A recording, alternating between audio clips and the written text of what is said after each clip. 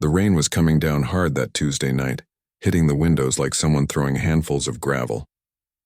Daniel sat at the small kitchen table, rubbing his tired eyes as he tried to make sense of the bills spread out in front of him. The heating bill, the electric bill, the overdue notice from the landlord, numbers that didn't add up no matter how many times he rearranged them in his head. "Daddy, I'm done with my math homework. Can you check it?" His daughter Sophie looked up at him with those bright eyes that always made everything feel worthwhile. She was 7 years old, sitting cross-legged on the worn couch they'd bought from a thrift store 3 years ago. Her pencil was chewed at the end, a habit she'd picked up recently. "Sure, sweetheart. Bring it here." Daniel pushed the bills aside and smiled as Sophie handed him her workbook. She'd gotten better at multiplication lately, even though he knew she struggled with it. Every night after his warehouse shift, he'd sit with her and go through the problems, even when his back ached and his eyes felt like sandpaper. "Perfect score," he said, holding up his hand for a high five. "You're getting really good at this." Sophie beamed and went back to the couch to read her library book. Daniel glanced at the clock. 9:15, way past when he'd normally put her to bed on a school night. But the homework had taken longer than usual. He was just about to tell her to brush her teeth when someone knocked on the door. Not a normal knock either. This was urgent, desperate, the kind of knocking that made your heart jump. Daniel got up quickly, checking through the peephole first.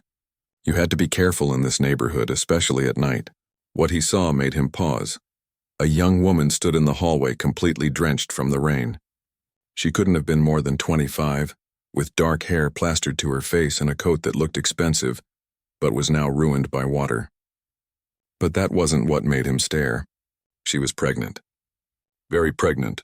One hand rested on her belly while the other clutched a small leather bag. He opened the door a crack, keeping the chain lock on. "Please," she said immediately, her voice shaking from cold or fear or both. "I'm so sorry to bother you. My phone died and I don't have any money for a hotel. I just need somewhere warm to stay until morning. Just one night, please." Daniel hesitated. Every instinct told him this was a bad idea. He didn't know this woman. She could be in trouble with the law. She could be running from someone dangerous. She could bring problems he definitely didn't need into his already complicated life. But then she shifted slightly, and he saw how her hands trembled, how her lips had a bluish tint from the cold, how she looked at him with the same desperate expression he'd probably had on his own face plenty of times over the past 3 years. "Daddy, who is it?" Sophie called from the couch. The young woman's eyes widened when she heard the child's voice. "I'm sorry, I didn't know you had a kid. I'll go find somewhere else." She turned to leave, but Daniel saw her wince and put a hand against the wall to steady herself. He thought about his own sister who lived 2 states away. If she was ever in trouble like this, he'd want someone to help her. He unhooked the chain and opened the door wider. "Come in. You're going to catch pneumonia out there." The relief on her face was instant. "Thank you. Thank you so much. I promise I'll leave first thing in the morning." She stepped into the small apartment, water dripping onto the old linoleum floor. Sophie had gotten up from the couch and was staring at their unexpected guest with open curiosity. "You have a baby in your tummy," Sophie said, pointing. "Sophie, that's not polite," Daniel said quickly, but the young woman managed a weak smile. "It's okay. Yes, I do. She'll be born pretty soon." "What's your name?" Sophie asked. The woman hesitated for just a second too long. "Victoria. My name's Victoria." Daniel didn't believe that was her real name, but he didn't push it. Everyone had their reasons for secrets. He grabbed a towel from the bathroom and handed it to her. "You can dry off. I'll get you some clean clothes. They'll be too big, but at least they're dry." While Victoria dried her hair with the towel, Daniel rummaged through his closet and found an old sweatshirt and sweatpants. When he came back out, he noticed her bag had tipped over slightly on the couch and he could see inside. There was a watch in there that looked like it cost more than his car, maybe more than 3 of his cars, and what looked like pieces of a torn-up airplane ticket. This woman wasn't homeless. She was running from something. "Here," he said, handing her the clothes and deciding not to ask questions. "Bathroom's right there." "Are you hungry?" "I don't want to be a burden. I'm making dinner anyway." "Do you like ramen?" Victoria's eyes got a little watery, and she nodded before disappearing into the bathroom. Daniel put a pot of water on to boil and cracked 3 eggs into a bowl. It wasn't much, but it was what they had. Sophie came up beside him and tugged on his sleeve. "Is she going to sleep here?" she whispered. "Just for tonight." She needs help, okay? So we're going to be kind to her. Okay. Can I ask her about the baby? Maybe in the morning, sweetie. She looks really tired. When Victoria came out of the bathroom wearing his oversized clothes, Daniel had 3 bowls of ramen ready with eggs mixed in. It was nearly 10 o'clock now. Way too late for Sophie to be up. But something about the situation made normal rules feel less important. They ate together at the small table, Sophie chattering away about her day at school while Victoria listened and smiled. Daniel noticed how the young woman kept glancing at the window, tensing up every time a car drove by outside.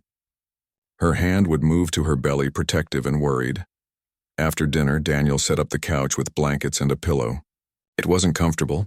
He knew that from the times he'd fallen asleep there himself, but it was better than the street. "Thank you," Victoria said quietly as Sophie brushed her teeth in the bathroom. "You didn't have to do this. Most people wouldn't have. Most people probably have more sense than me," Daniel said with a tired smile. "But I hope someone would help my kid if she ever needed it." Victoria looked at him for a long moment. "You're a good father. She's lucky."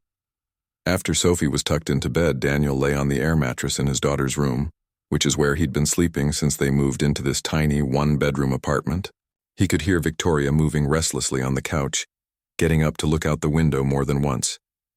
He had no idea who she was or what she was running from. He had no idea that by morning his entire life was about to change in ways he couldn't imagine. He just knew that he'd done what felt right, even if it was probably stupid. Outside, the rain kept falling, and somewhere in the night, trouble was getting closer. Daniel's alarm went off at 5 in the morning like it always did. He reached over to silence it before it could wake Sophie, then sat up on the air mattress and rubbed his face.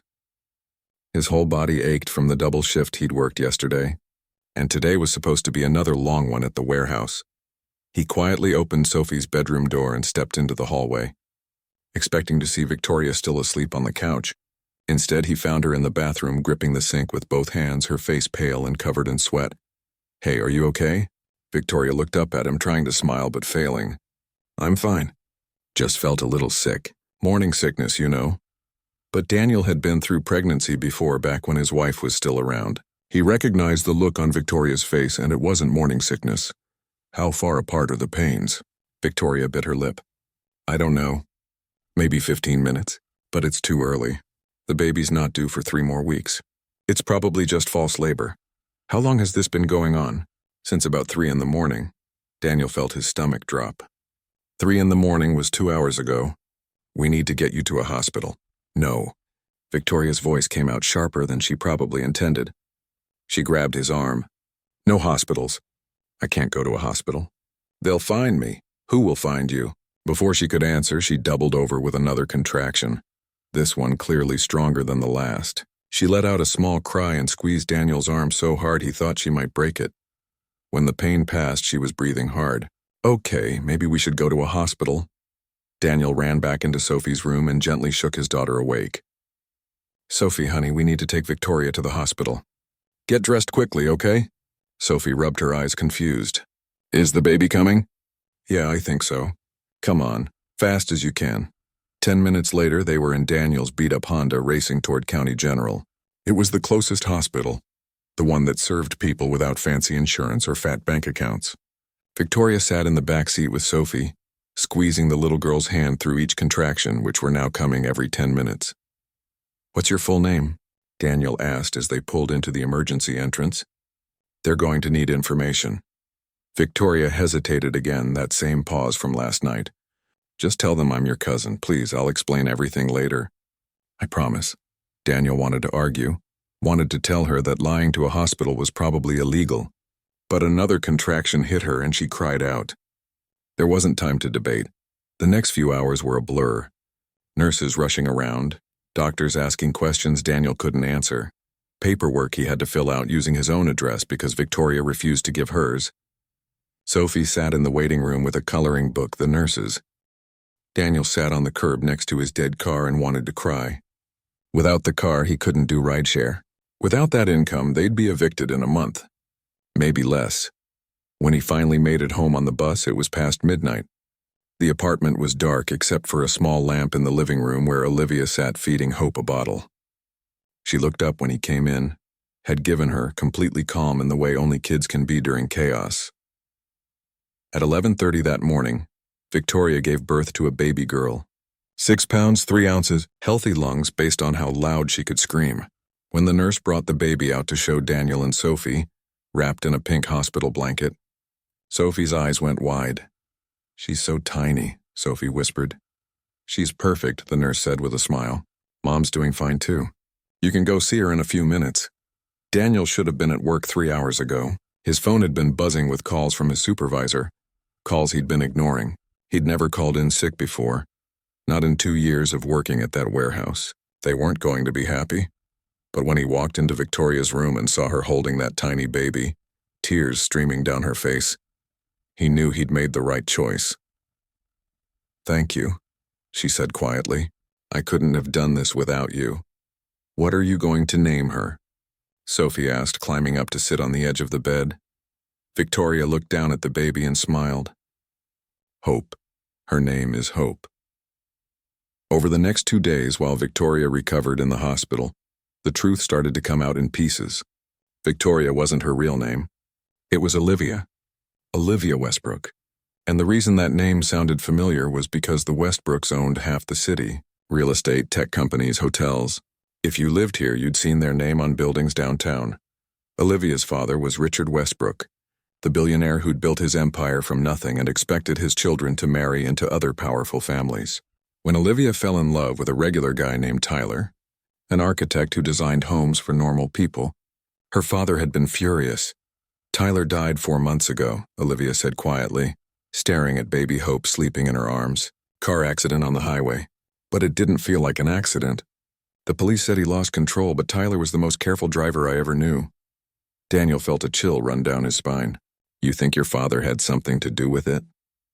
"I don't know. I can't prove anything. But after Tyler died, my father told me I needed to move on and marry someone from his list of approved candidates. He wanted me to give the baby up for adoption. Said it would be easier to find a husband without Tyler's child." "That's terrible," Daniel said, "so I ran. I withdrew cash, bought a plane ticket to Seattle, planned to start over where he couldn't find me. But at the airport, I panicked. I tore up the ticket and just started walking. I didn't know where I was going. Then the rain started and I saw your building, and I just knocked on the first door I came to."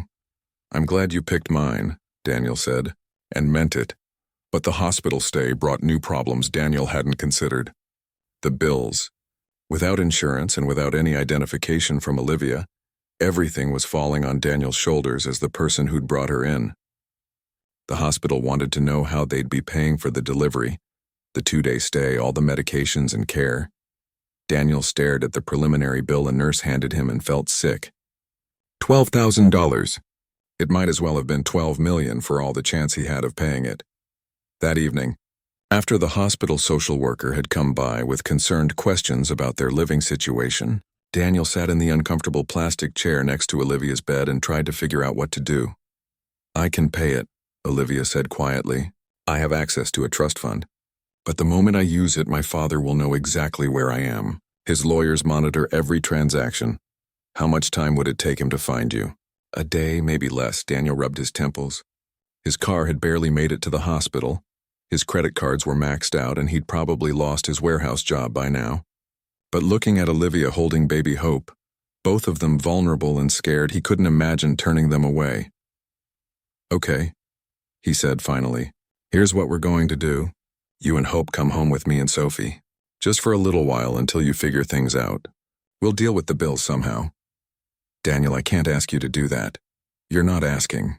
I'm offering. Sophie already loves you both, and honestly, we could use the company. That apartment gets pretty lonely with just the two of us." Olivia's eyes filled with tears again. "Why are you being so kind to us? You don't even know me." Daniel thought about it for a moment. 3 years ago, my wife left us. Just packed her bags one day and said she couldn't do it anymore. Being a mom, being married to a guy who'd never make much money. She left Sophie behind like she was returning a library book. I'm so sorry. The thing is, after she left, I was lost. Completely lost. And people helped me. My neighbor watched Sophie when I had to work late. The lady at the food bank never made me feel ashamed when I had to go there. Random kindness kept us afloat. So yeah, maybe this is a bad idea. Maybe I'll regret it. But if I can help someone the way people helped me, then that's what I'm going to do. 3 days after that stormy night when Olivia first knocked on his door, Daniel carried baby Hope's car seat into his tiny apartment, while Sophie held Olivia's hand, chattering excitedly about how they could share her toys. Daniel had no idea how he was going to pay the hospital bills. No idea if he still had a job. No idea if Olivia's father would track them down. But as he watched Sophie gently touch baby Hope's tiny hand, both girls smiling, he felt something he hadn't felt in a long time. Like maybe things were going to be okay. Like maybe this strange, thrown-together family was exactly what all of them needed. The first week with Olivia and baby Hope living in the apartment was stranger than Daniel could have imagined. Not bad strange, just different in ways that made him realize how much his life had been stuck in the same tired routine. Olivia had clearly never lived like a normal person before. The first time she tried to do laundry, she put everything in together on hot, shrinking Daniel's only good work shirt down to something that might fit Sophie. She looked so horrified when she pulled it out of the dryer that Daniel couldn't help but laugh. "It's okay," he said, trying not to smile too wide. "I never wore it anyway." "That's a lie and you know it," Olivia said, holding up the doll-sized shirt. "I'm so sorry. I've never actually done laundry before. We always had people who did that." "Well, welcome to the real world. Cold water for colors, hot for whites, and always check the pockets for crayons unless you want polka-dotted underwear." She laughed at that, and Daniel realized it was the first time he'd heard her really laugh since that first night. It was a good sound. Cooking was another adventure. Olivia had insisted on making dinner one night and spent 2 hours following a recipe from her phone, creating what was supposed to be spaghetti but ended up being a pot of mush that even Sophie wouldn't eat. "I don't understand," Olivia said, staring at the disaster. "I followed every step exactly. How much salt did you use?" Daniel asked, looking at the recipe on her phone. 3 tablespoons, like it said. That says 3/4 of a tablespoon. "Oh." Olivia sat down at the table and put her head in her hands. "I can't even cook pasta. What kind of mother am I going to be?" Daniel sat down across from her. "The kind who's trying. That's what matters. My first week alone with Sophie, I fed her cereal for dinner 3 nights in a row because I was too scared to try anything else. You're doing fine." But while Olivia was learning how to live like everyone else, she was also helping in ways Daniel hadn't expected. She started tutoring Sophie in the evenings, sitting with her at the kitchen table and explaining math problems in ways that suddenly made sense. Sophie's homework, which used to take hours of frustration, was getting done in 30 minutes. "You're really good at this," Daniel said one night, watching them work together. "I have a degree in education," Olivia said, helping Sophie with a word problem. "I wanted to be a teacher, but my father said it was beneath our family. He wanted me to get an MBA and work in the company." "That's a shame. You'd be a great teacher." Sophie looked up from her homework. "Miss Olivia is the best teacher ever. She makes math fun." The look on Olivia's face made Daniel's chest tighten. Nobody had probably told her she was good at something she actually cared about in a long time. But as nice as those moments were, reality kept pushing its way back in. Daniel had lost his warehouse job like he'd expected. His supervisor had been understanding about the situation, but said they couldn't hold the position. Bills were piling up on the kitchen table, the hospital bill sitting on top like a threat. Daniel was barely making enough driving for the rideshare service in the evenings, and his car was making a knocking sound that probably meant expensive repairs he couldn't afford. 2 weeks after Olivia and Hope moved in, the car finally died.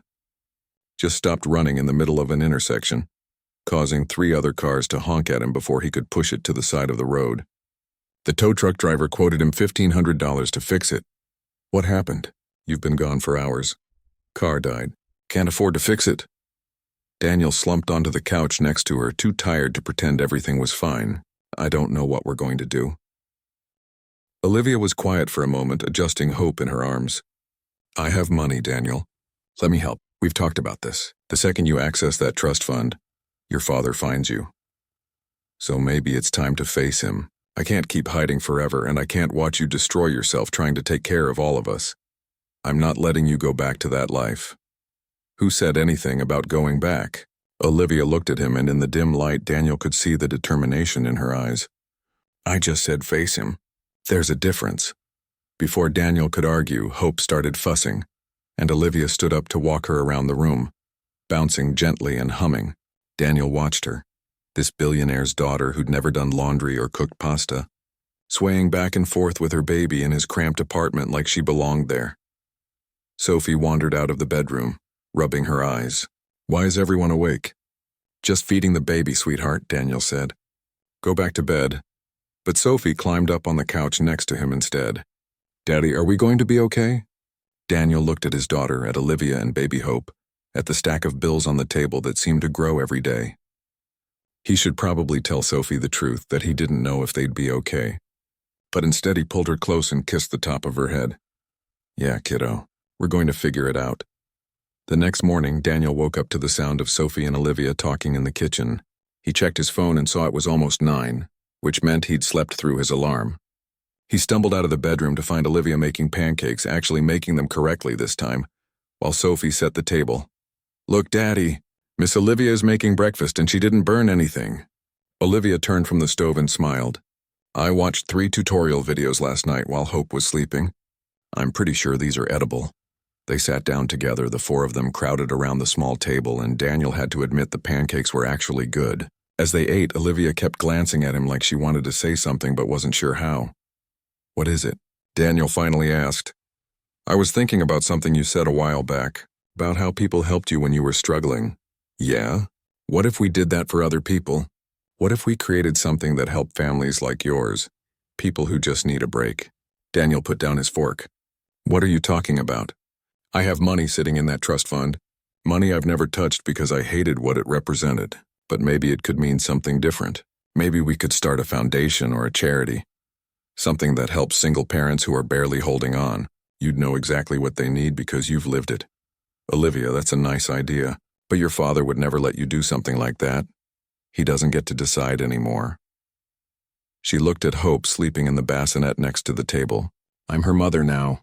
I get to decide what kind of world I want her to grow up in. And I want it to be a world where people help each other, where kindness matters more than money." Sophie piped up from her seat. "I think it's a good idea. We could call it the Hope Foundation after the baby." Daniel looked around the table at these 3 people, who'd somehow become his family over the past few weeks. A billionaire's daughter who couldn't do laundry, a baby girl who'd been born in a county hospital, and his own daughter who'd accepted them both without question. "Your father is going to come looking for you eventually," Daniel said quietly. "I know, but when he does, I'll be ready, and I won't be alone."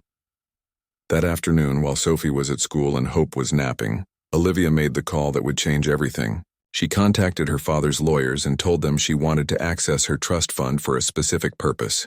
She didn't tell them where she was, only that she was safe and that she had plans. Daniel stood next to her, listening to half of the conversation, watching her hands shake as she spoke. When she hung up, she looked pale. "They're going to tell him. He'll know I'm somewhere in the city. How long do we have?" "I don't know. Maybe a few days, maybe less." She looked around the small apartment at the life they'd built in these few short weeks. "I don't want to leave." "Then don't. Whatever happens, we'll deal with it together." But that night, as Daniel lay on the air mattress in Sophie's room, he couldn't sleep. Somewhere out there, one of the richest men in the country had just learned that his daughter was alive and planning to use her inheritance. And Daniel knew that when Richard Westbrook came looking for Olivia, their peaceful little life was going to fall apart. He just hoped they'd be strong enough to survive it. Daniel was loading boxes at his new job, a temporary position at a shipping facility that paid less than the warehouse, when his supervisor called him over. 2 men in suits were standing by the office, looking completely out of place among the forklifts and cardboard. "These gentlemen are asking about someone named Olivia Westbrook," his supervisor said, clearly confused. "They seem to think you might know her?" Daniel's blood ran cold. It had only been 4 days since Olivia made that call. He'd hoped for more time. "Never heard of her," Daniel said, keeping his voice steady. The taller man stepped forward, pulling out a business card. "We're not here to cause trouble. We just need to locate Miss Westbrook. Her family is very concerned about her welfare. Like I said, don't know her." The second man, shorter but with harder eyes, spoke up. "We have records showing that an Olivia Westbrook was admitted to County General 3 weeks ago, and you were listed as the emergency contact." We also have credit card records showing small purchases near this facility. Daniel felt his heart pounding but kept his face blank. Must be some kind of mistake. Now, if you'll excuse me, I need to get back to work. He turned and walked away, feeling their eyes on his back. The moment his shift ended, he ran to the bus stop, checking over his shoulder the whole way. He needed to get home, needed to warn Olivia. The bus ride felt like it took forever. When he finally reached his apartment building, he took the stairs 2 at a time. But when he rounded the corner to his floor, he stopped dead. 3 black SUVs were parked outside, the kind that screamed money and power. Daniel's hands were shaking as he opened his apartment door. The scene inside made his stomach drop. A man in an expensive suit stood in the middle of his tiny living room, looking around like he'd stepped into a homeless shelter. He was tall, maybe 60, with gray hair and the kind of face that was used to getting exactly what it wanted. Olivia sat on the couch holding Hope, her face pale but her chin raised. Sophie stood next to her, looking scared but holding Olivia's free hand. "Daniel," Olivia said quietly, "this is my father, Richard Westbrook." Richard turned to look at Daniel, and his expression was pure ice. "So you're the man who's been harboring my daughter. I gave her a place to stay. There's nothing wrong with that." "Nothing wrong?" Richard's voice was calm but dangerous. "You helped her hide from her family. You were present at my granddaughter's birth under false pretenses. You committed fraud at that hospital. I did what any decent person would do." "Decent?" Richard laughed, but there was no humor in it. "Look around you. Look at this place. You're living in poverty, working minimum wage jobs, and you brought my daughter and granddaughter into this. You call that decent?" "At least I didn't try to force her to give up her baby," Daniel shot back. The temperature in the room seemed to drop. Richard took a step closer to Daniel, and despite being scared, Daniel stood his ground. "You have no idea what you're talking about. No idea what's best for my daughter or my granddaughter. I built an empire from nothing so my family would never struggle. And you think living in this hovel is somehow noble? Stop it!" Olivia's voice cut through the tension. She stood up, still holding Hope. "Both of you, just stop." Richard turned to his daughter, and for a moment something softer flickered across his face. "Olivia, please. Come home, bring the baby. We can work this out." "Work it out how, Dad? You wanted me to give her up. You wanted me to marry someone I don't love just to make your business deals easier.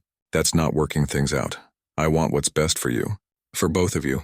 And this," he gestured around the apartment, "this is not it. Look at where you're living. Look at the man you're trusting with my granddaughter's safety."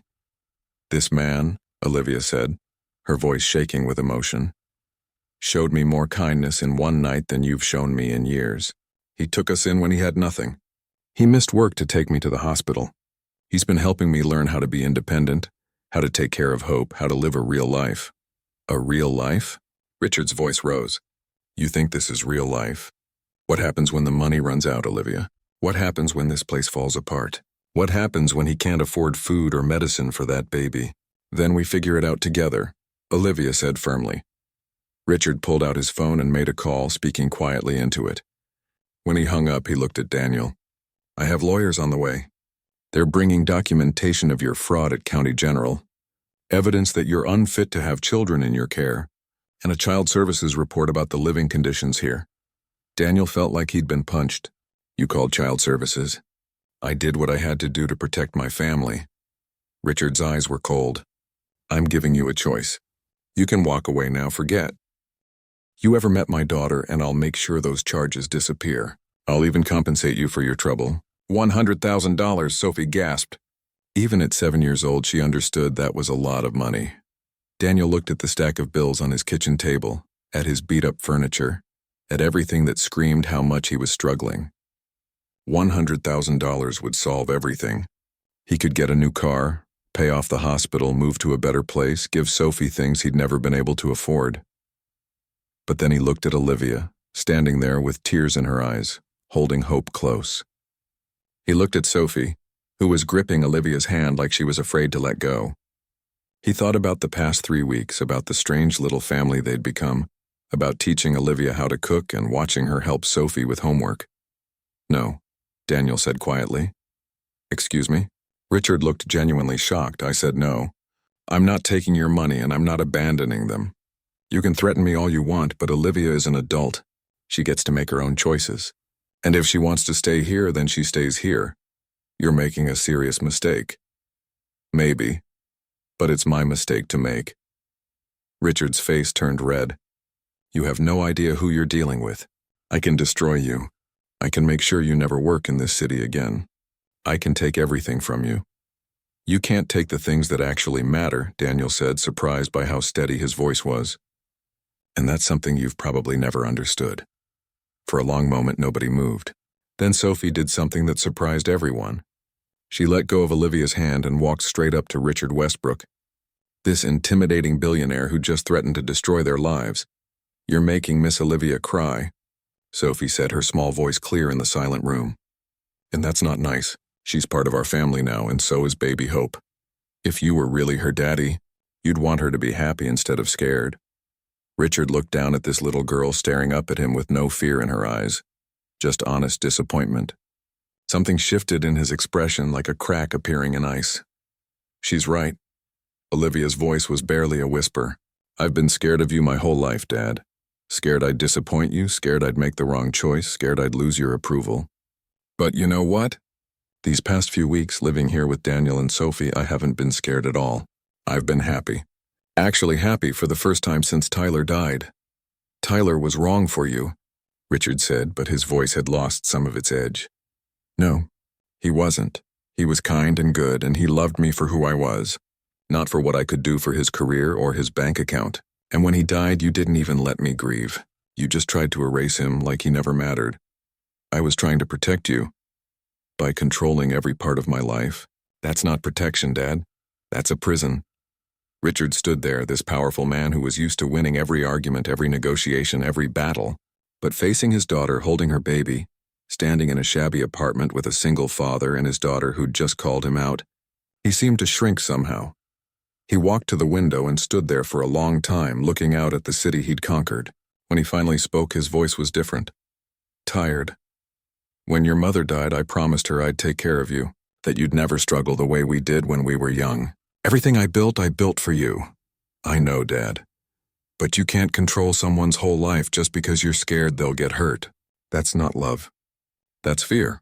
Richard turned back to face them. He looked at Olivia, then at Daniel, then down at Sophie, who was still standing there with her arms crossed. What do you want from me, Olivia? What would make this right? I want you to accept that I'm Hope's mother and I get to decide how to raise her. I want you to understand that money doesn't solve everything. And I want you to meet Tyler's daughter, your granddaughter, and see her as a blessing instead of a problem. Richard was quiet for what felt like forever. Then slowly, carefully, he walked over to Olivia. May I hold her? Olivia hesitated, then gently transferred Hope into her grandfather's arms. Richard looked down at the baby, this tiny person who'd caused so much chaos, and something in his face softened. She has your mother's eyes, he said quietly, and just like that, the fight seemed to drain out of the room. It wasn't over, Daniel knew that. Richard Westbrook wasn't going to become a different person overnight. But it was a start, a crack in the ice that might eventually let some warmth through. Richard Westbrook didn't leave that day.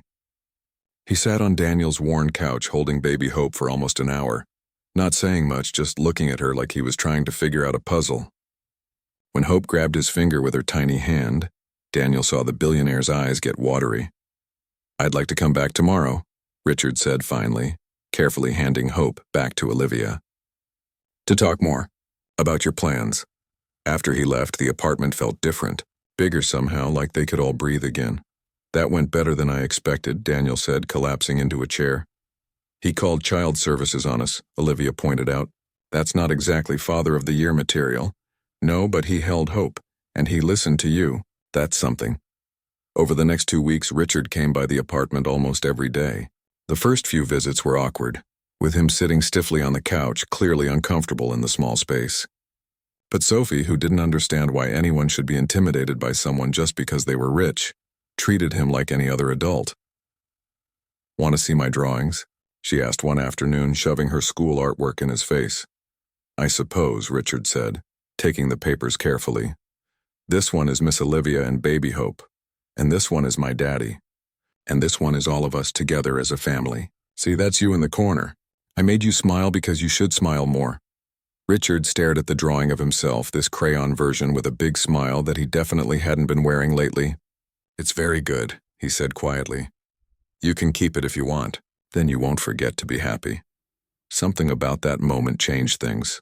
Richard started showing up with groceries, then with a new crib for Hope, because the bassinet was getting too small. He never made a big deal of it, just left things in the apartment like he was embarrassed to be caught being helpful. One evening, about 3 weeks after that first confrontation, Richard asked to speak with Daniel alone. They went down to the building's small courtyard while Olivia put Sophie and Hope to bed. "I owe you an apology," Richard said, not looking at Daniel. "I threatened you, tried to bribe you, treated you like you were worthless. That was wrong." Daniel was too surprised to speak at first. "Okay. My wife died when Olivia was 12. Cancer. It was fast and brutal, and I couldn't fix it no matter how much money I threw at doctors.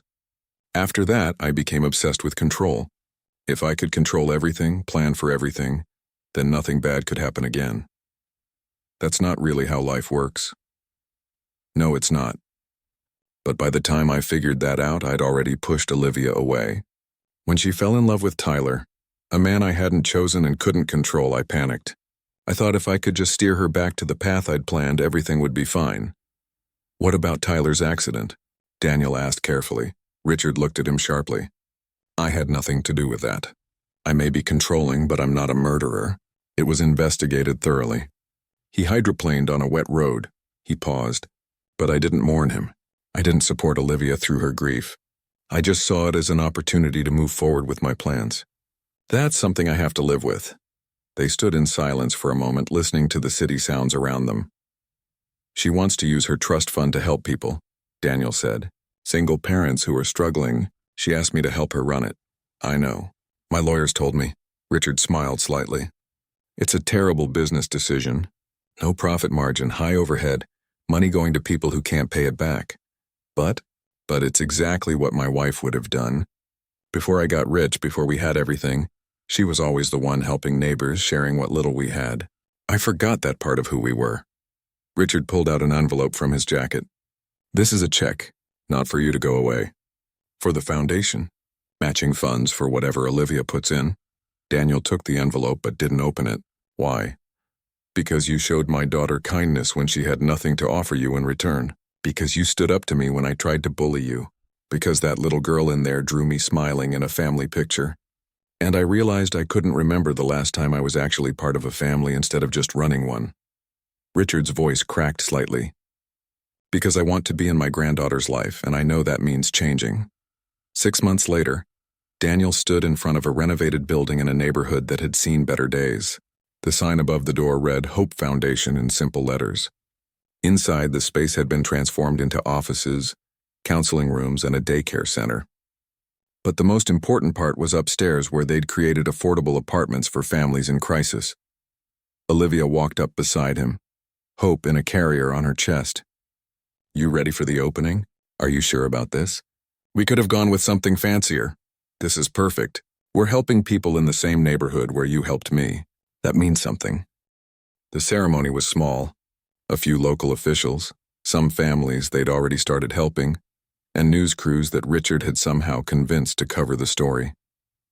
Daniel felt uncomfortable in front of the cameras, but Olivia was natural, explaining their mission to provide temporary housing, job training, childcare, and financial counseling to single parents. "None of this would exist without Daniel," Olivia said, looking at him. "He showed me that real wealth isn't about money. It's about showing up for people when they need you most."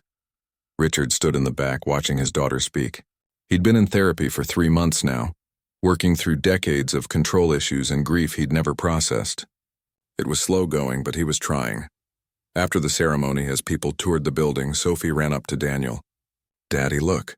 They have a whole room just for kids to do homework. And Miss Olivia said she's going to help teach there." "That's great, kiddo. And guess what? Mr. Richard said he's going to teach a class about business stuff. Isn't that funny? He's going to be a teacher too." Daniel looked over at Richard, who was awkwardly talking to a single mother about her job search, clearly out of his element but making an effort. It was strange how much had changed in half a year. That evening, after the building had emptied out, The five of them sat in one of the new apartments. It was modest but clean and bright, so different from Daniel's old place. This was his apartment now, Unit 2A. Olivia and Hope lived in 2B, right next door. Sophie loved that she could knock on the wall and they'd knock back. "I got the director job," Daniel said, still not quite believing it. "Running this whole foundation. Me." "You're perfect for it," Olivia said, feeding Hope a bottle. "You've lived it. You know what people need. I can't believe we actually did this. We didn't do it alone." Olivia glanced at her phone, where a text from her father showed a photo of him at a fundraiser, schmoozing donors for the foundation. "I never thought I'd see the day my father would use his connections for something like this." "People can change," Daniel said. "If they have a reason to." Sophie was coloring at the table, working on another family portrait. This one had more people in it now, including Richard with his smile, and the building with its sign. "What are you drawing, sweetheart?" Daniel asked. "Our story," Sophie said simply. "The one about how we all found each other." Daniel thought back to that rainy night 6 months ago when Olivia had knocked on his door. He'd been exhausted, broke, barely holding his life together. If someone had told him then that helping a stranger would lead to all of this, he never would have believed it. But that was the thing about kindness. You never knew where it would lead. You just had to trust that doing the right thing mattered, even when it was hard, even when it didn't make sense. "Can I ask you something?" Olivia said quietly after Sophie had gone to brush her teeth. "Why did you really help me that night? You had every reason to close the door." Daniel thought about it. "A few years ago, after my wife left, I went to a food bank for the first time. I was so ashamed I almost didn't go in. But the woman there, she treated me with so much dignity. She didn't judge. She just helped. And I remember thinking that if I ever got the chance to pass that on, I would." "You passed it on to a lot more than just me," Olivia said, gesturing to the building around them. "We passed it on. This is as much yours as mine." Hope finished her bottle and let out a tiny burp, making them both laugh. In the other room, Sophie was singing to herself, some made-up song about families and homes and happy endings. Richard texted again, asking if he could stop by tomorrow to meet with some potential donors. A year ago, Olivia would have felt anxious about her father's involvement. Now she just texted back, "See you at 10. Things weren't perfect." They still had hard days. The foundation was running into challenges they hadn't anticipated. Richard still sometimes fell back into his controlling habits. Money was tight even with the trust fund and donations, but they had each other. This strange cobbled-together family that had formed on a rainy night when one person needed help, and another person was brave enough to give it. Daniel looked around the apartment. At Olivia and Hope thinking about Sophie in the next room, about Richard slowly becoming the father and grandfather he should have been all along, about all the families they were going to help in this building. "You know what's funny?" Daniel said. 6 months ago I thought I had nothing to offer anyone. Turns out I had the one thing that mattered most. What's that? A door that opened instead of staying closed." Olivia smiled, adjusting Hope in her arms. "Best door in the city." Outside, the neighborhood was settling in for the night. Lights flickered on in windows. People came home from work. Families sat down to dinner, and in one building with a simple sign that said Hope, a new kind of family was proving that kindness could change everything. Not just for one person, but for everyone who walked through those doors looking for a second chance, just like Olivia had, on one rainy night when she'd needed it most.